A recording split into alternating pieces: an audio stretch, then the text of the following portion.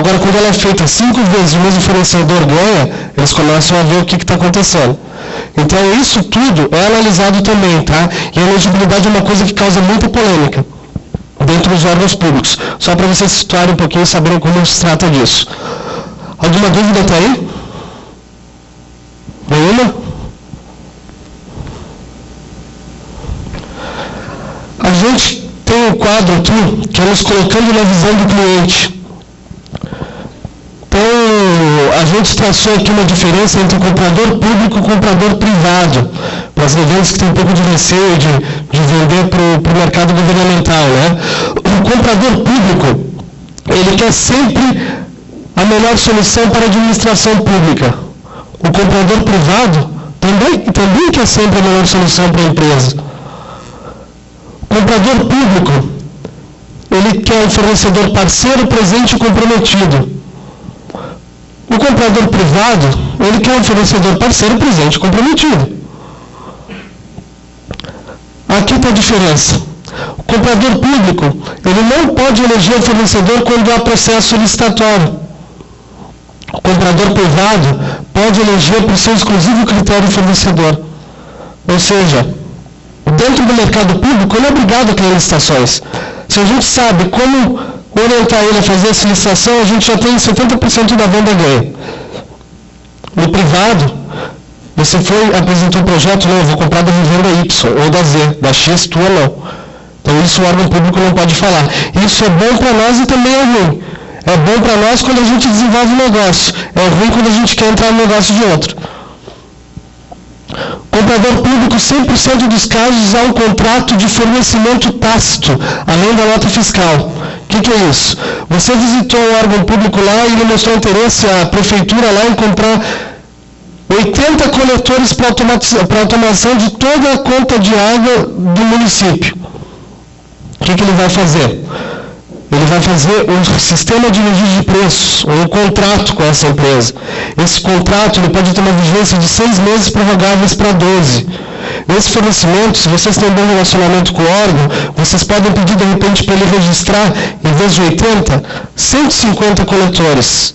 Ele pode comprar até aquele máximo. Isso ele pode fazer para a União sem problema nenhum. Só que vocês sabem que ele vai comprar só 80. Então vocês estão preparados para aquele fornecimento. Agora imagina aquela revenda lá de São Paulo, na papelaria em meio da esquina lá, que entra nessa tua licitação e quer fornecer para o cara. Poxa, 160 coletores. Eu vou conseguir um preço lá embaixo para o fabricante. Se ela não der com a cara na porta, porque com certeza vocês já vão ter apontado isso lá no fabricante. Mas vamos supor que vocês não apontaram esse trabalho que vocês desenvolveram. E aí ela apontou para um fabricante concorrente. Eles foram com aquele preço. No sistema de registro de preço, se o órgão quiser comprar apenas 3 peças dessas 160 registradas, ele pode.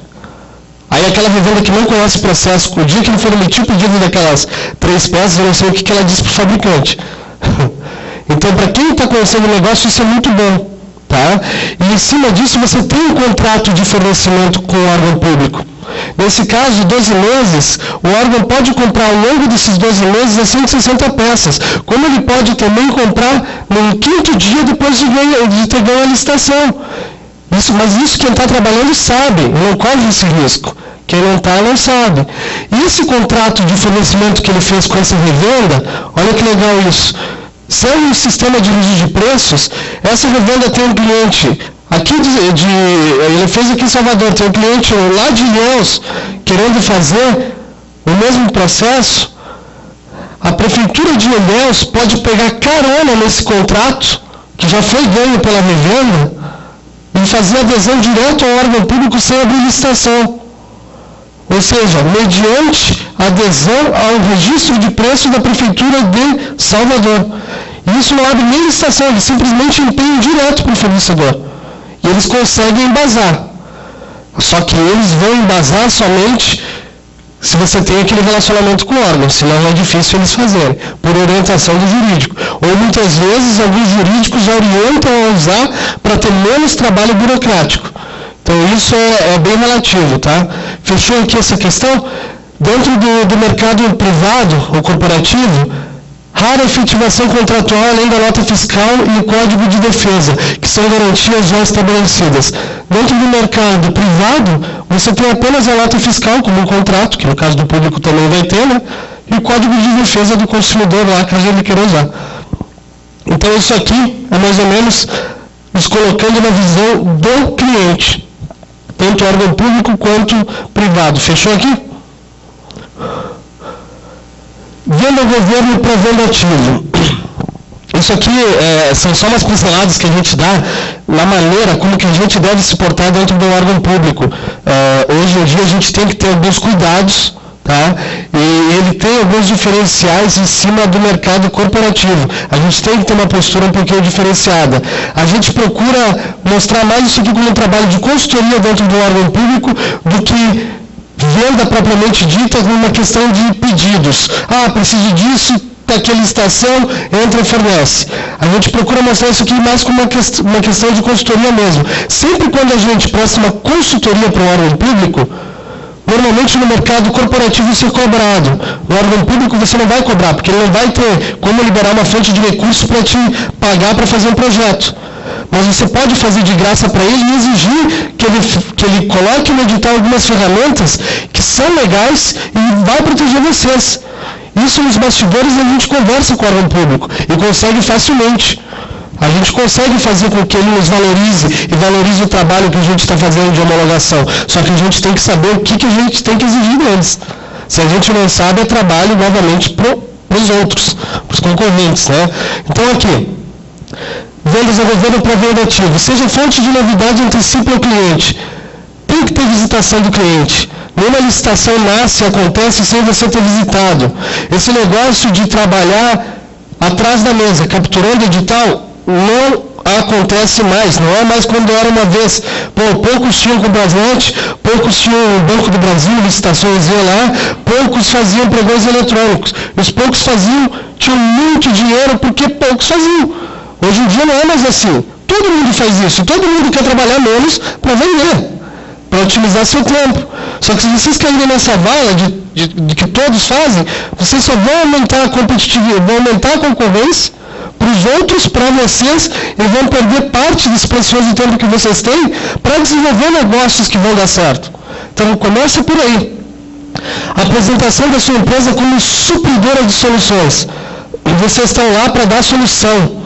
Não é um problema. Não estão lá para vender. Vocês estão lá para dar uma solução para uma necessidade que ele tem. Vocês estão lá para fazer um retorno de investimento para o segmento dele. Vocês estão lá para ele, em vez de fazer um processo manual, um processo de fiscalização, ele coloque lá uma roleta, uma catraca com acesso biométrico, para tirar uma pessoa que fique ali naquele processo. Vocês estão lá para um tribunal que às vezes tem que despachar para 3, 4 setores diferenciados. Vocês planejam um sistema de coleta de dados para os processos. Vocês estão lá para reduzir o custo dele com correios na emissão de conta de água para as residências. Então aí, quando vocês entram por esse prisma dentro do órgão público, você já é analisado como uma pessoa que está levando solução, e não o vendedor que quer tirar a grana deles, ou a verba pública, não deles, né? Querer tirar a grana de lá. Então isso é uma coisa que é muito valorizada pelos órgãos públicos. E automaticamente, quando a gente faz esse tipo de coisa, quando a gente dá essa consultoria, e a gente tem que ter conhecimento daí de produto, tem que ter conhecimento de especificação, de viabilidade e também de ferramentas administrativas. Quando a gente faz isso, automaticamente a venda flui. E a gente está ali na DN para auxiliar nesses processos, que são mais complicadinhos um pouco, mas depois da primeira e segunda vai embora. Demonstração de produtos e soluções para as necessidades dele. Sempre que vocês tiverem um caso assim, que estejam desenvolvendo um negócio, entre em contato com o distribuidor, que o distribuidor vai entrar em contato com o fabricante e vai mostrar essa parte ativa que vocês estão fazendo. Facilmente o fabricante ou o distribuidor vai conseguir, para esses casos, o equipamento para vocês fazerem a demonstração. Não adianta pegar o fabricante em cima da hora um negócio que já foi apontado. Normalmente ele não vai dar. Mas a gente consegue, porque o fabricante também gosta de ver as revendas que estão erguendo a bandeira para ele. Mesma coisa o distribuidor. Estudo de casos e aplicações de outros clientes referenciais. Isso é muito importante. Foram visitar o tribunal, olha, a gente também tem o case implementado lá no Tribunal de Justiça da cidade tal. A gente tem aqui no Tribunal de Contas. A gente tem aqui na Justiça Federal. Isso, para os órgãos, é importantíssimo. Se vocês têm